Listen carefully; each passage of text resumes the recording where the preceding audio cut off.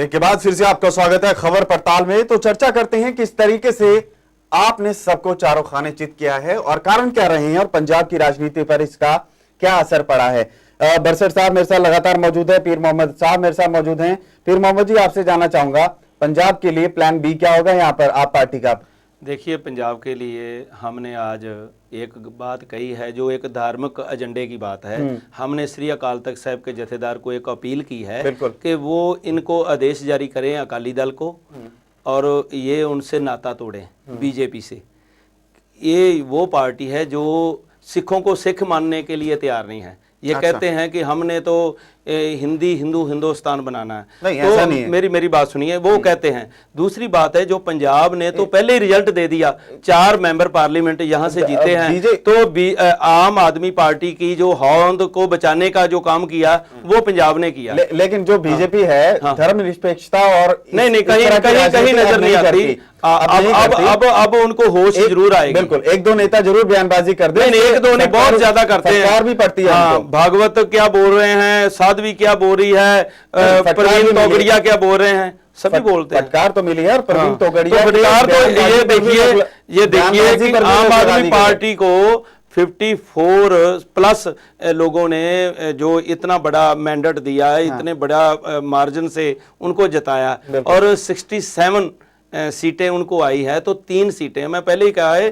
3 ही मुद्दे हैं, रोटी कपड़ा और मकान, और धर्म का यहाँ इंडिया में सत्कार होना चाहिए, और तीसरा जो डेवलपमेंट की बात है। बरसट साहब मेरे साथ मौजूद हैं। बरसट साहब, आपसे जानना चाहूंगा पंजाब की राजनीति पर क्या असर देखते हैं? हालांकि बहुत जल्दी होगा सब कुछ निर्धारित करना, हालांकि 5 साल उनको विकास करना है, 2 साल में और भी तरक्की करनी है, तभी पंजाब में कुछ दिखेगा। तो क्या प्लानिंग हो सकती है आपकी? पंजाब की राजनीति पे क्या असर होगा ये तो दिल्ली में आम आदमी की पार्टी की परफॉर्मेंस पे निर्भर करता है। बिल्कुल, क्योंकि पंजाब में 4 MP जो बने हमारे आम आदमी पार्टी के, 4 MP अपने तौर पे काम कर रहे हैं। कभी भी उन्होंने कलेक्टिवली पंजाब के मुद्दों पे कोई बयान नहीं दिया, कभी भी कलेक्टिवली उन्होंने कोई धरना मुजाहरा नहीं किया, कभी भी उन्होंने आम लोगों की कोई बात नहीं उठाई। पार्लियामेंट में डॉक्टर धर्मवीर गांधी जी जरूर बोले हैं, भगवंत मान जरूर बोले हैं, मगर जो कलेक्टिवली एक पार्टी के तौर पे पंजाब में उन्हें करना चाहिए था वो नहीं कर सके, पहली बात। दूसरी बात, अब इतना बहुमत दिल्ली में आम आदमी को पार्टी को मिला, कुछ नरेंद्र मोदी की कमियां थी, कुछ कांग्रेस की कमियां थी, उसका फायदा इनको हुआ, और इनकी अपनी पॉजिटिव नीतियां आम लोगों के लिए, उसका फायदा इनको हुआ। वो नीतियां अगर वो दिल्ली में 6 महीने में सही ढंग से लागू कर सकेंगे तब पंजाब में इनका असर अच्छा पड़ेगा।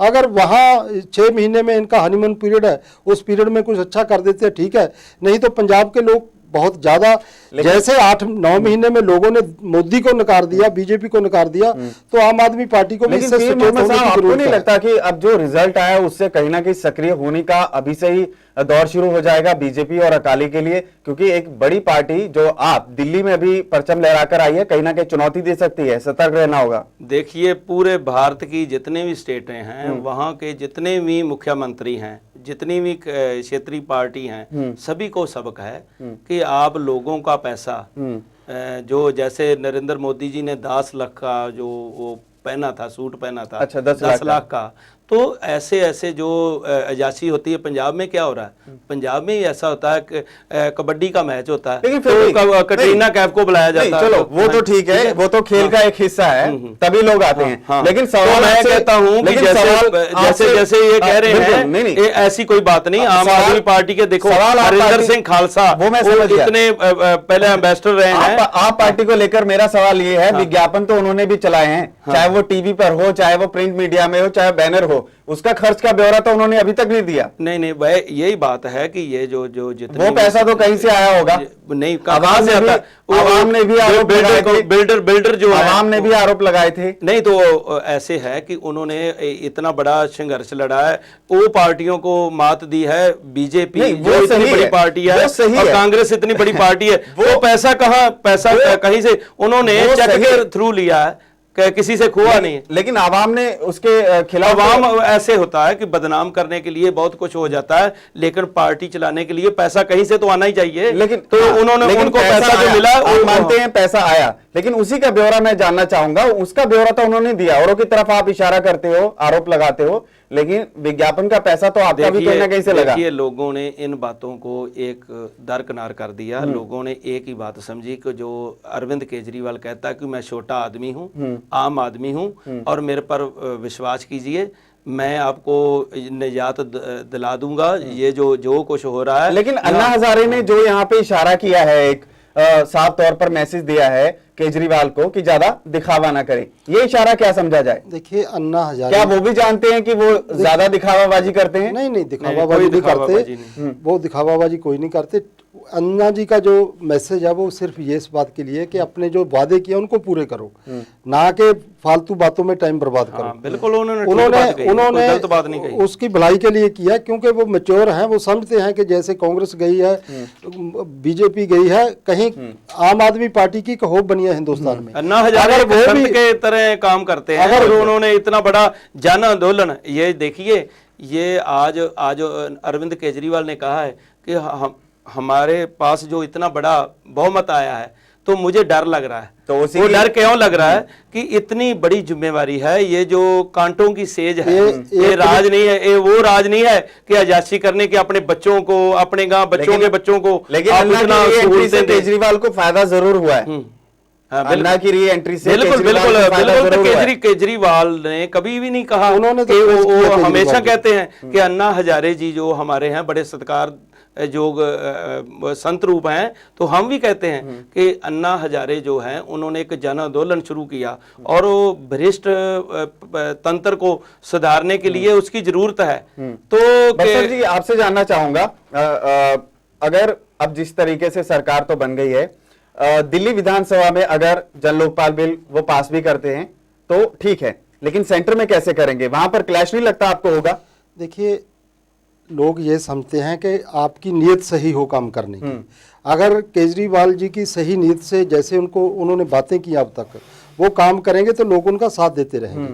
अगर उस बातों पे पूरा नहीं उतरेंगे, जैसे वो बातें चुनाव के दौरान करते रहे हैं, तो लोग मुड़ के साथ नहीं देंगे। क्योंकि आज दिल्ली के लोगों ने एक आस रखी है कि पिछले 49 दिन में उन्होंने जो काम किया है, उनको समय कम मिला, इसलिए उनको पूरी बहुमत दी है ताकि आने वाले समय में वो सही काम कर सके। मगर मैं पहले भी बोला है, उनकी परफॉर्मेंस पे बहुत डिपेंड करता है। अगर आने वाले 6-8 महीने में सही ढंग से काम करेंगे, उसका असर सारे हिंदुस्तान में जाएगा। अगर वो काम सही नहीं करेंगे, अपनी परफॉर्मेंस नहीं देंगे, लोग डिलीवरी भालते हैं कि काम क्या हो रहा है। पीर मोहम्मद साहब, आपसे जानना चाहूंगा, कांग्रेस का जो सुपड़ा साफ हुआ है, पहली चीज कारण क्या माना जाए, और दूसरी चीज अगर अरविंदर सिंह लवली को उतारा जाता तो ज्यादा यहाँ पर फायदा होता? नहीं, कोई भी आ जाता, इवन सोनिया गांधी भी आ जाती, राहुल गांधी भी आ जाता, तो जनता ने ऐसे करना, तो ये तो मेरे भाई, इनको राहत महसूस हो रही होगी।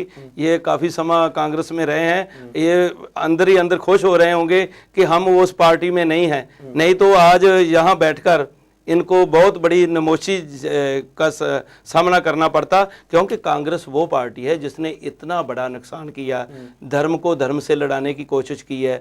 और यहाँ का भ्रष्टाचार अब क्या है, जो स्विस बैंक की बातें हो रही हैं, और जितना उसमें बड़े बड़े कांग्रेस नेताओं के नाम आ रहे हैं कि उन्होंने करोड़ों अरबों रुपए में, जो महारानी का भी नाम आया, कई और लोगों का आया, हम नहीं किसका क्या हो रहा है। ये मुद्दा तो रहेगा, लेकिन मुझे ये चीज नहीं समझ आती है, काला धन आएगा कैसे? नाम उजागर होने की बात हो रही है, होते भी हैं, सूची जारी कर देते हैं, लेकिन कोई एक्शन या मुकम्मल काम नहीं हो रहा। काले धन पे तो बात ये है, अकेले विदेशी बैंकों में नहीं, हिंदुस्तान में खुद काला धन बहुत है। अगर नरेंद्र मोदी या स्टेट की जो गवर्नमेंट हैं, केंद्रीय गवर्नमेंट के अलावा, वो कोशिश करे, काला धन तो अपने हिंदुस्तान में बहुत बड़ा लाना क्या इतना मुश्किल है? अब ऐसा तो हो नहीं सकता कि बॉर्डर पर आपका ट्रक खड़ा हुआ और काला धन लादा और आ गए। नहीं, देखिए अगर इतना आसान होता है तो यहाँ पर जो केजरीवाल भी यही बात कर रहे हैं काले धन की। केजरीवाल अब क्या करेंगे, वो ये सभी जो उन्होंने मुद्दे उठाए हैं उनको प्रैक्टिकल काम करने का उनको मौका मिल गया। 5 साल वो जो काम करेंगे तो उनके नतीजे देखिए, जितना इंडिया का स्ट्रक्चर है उसमें सभी में तब्दीली आएगी। जहां जहां भी इलेक्शन होंगे, पंजाब में होंगे, पंजाब में भी उनकी सरकार बनेगी। बिल्कुल। जहां जहां भी सरकार वो जाएंगे तो एक मशाल चलती जाएगी। तो हमारा एक उनसे जो पहले हम उनके साथ नहीं वैसे खड़े हो सके जैसे खड़ा होना चाहिए। जो पंथक एजेंडे हैं, जो हमारे जेलों में नौजवान बंद हैं, उनकी रिहाई का मामला है, जो नवंबर 1984 सिख नस्लकुशी का मुद्दा है, जो पंथक एजेंडे की बात है, जैसे नरेंद्र मोदी ने अभी तक हरमंदिर साहब में माथा नहीं टेका।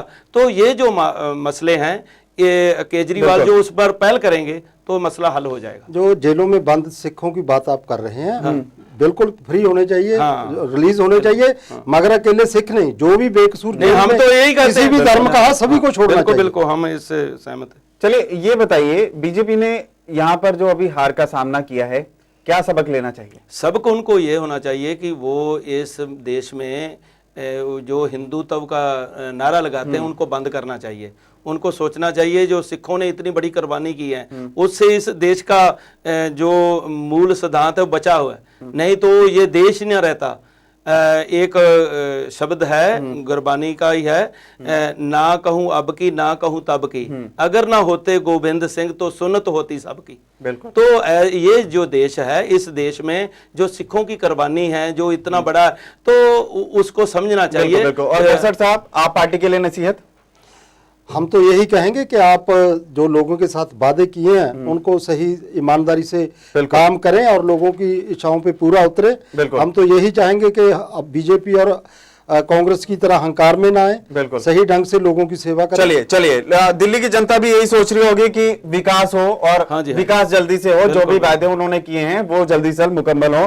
बहुत बहुत धन्यवाद आपका। हरचंद सिंह बरसट मेरे साथ मौजूद है, प्रधान लोकराज पार्टी से, और करनैल सिंह पीर मोहम्मद, प्रधान है ऑल इंडिया सिख फेडरेशन से। बहुत बहुत धन्यवाद आप दोनों का, जिस तरीके से आपने चर्चा की लिविंग इंडिया न्यूज के साथ। तो खबर पड़ताल में निष्कर्ष ये निकला है कि बीजेपी अपनी ही गलतियों से हारी है। जो भाषणबाजी होती थी, जो मोदी को प्रोजेक्ट किया गया और किरण बेदी को काफी देर के बाद यहां पर प्रोजेक्ट किया गया और प्रमुखता के साथ उनको रैलियों में आगे नहीं रखा गया, शायद ये भी कारण हो सकता है। और जिस तरीके से आप पार्टी ने तमाम वादे किए, वाईफाई देने की, महिलाओं की सुरक्षा के लिए यहां पर कैमरे लगाने की बात की गई, सीवरेज की व्यवस्था हो या फिर और मुद्दे हो, तो सीधा वो जनता से संपर्क भी करने की कोशिश कर रहे थे। तो ये तमाम चीजें हैं। खबर पड़ताल में फिलहाल इतना ही। नमस्कार।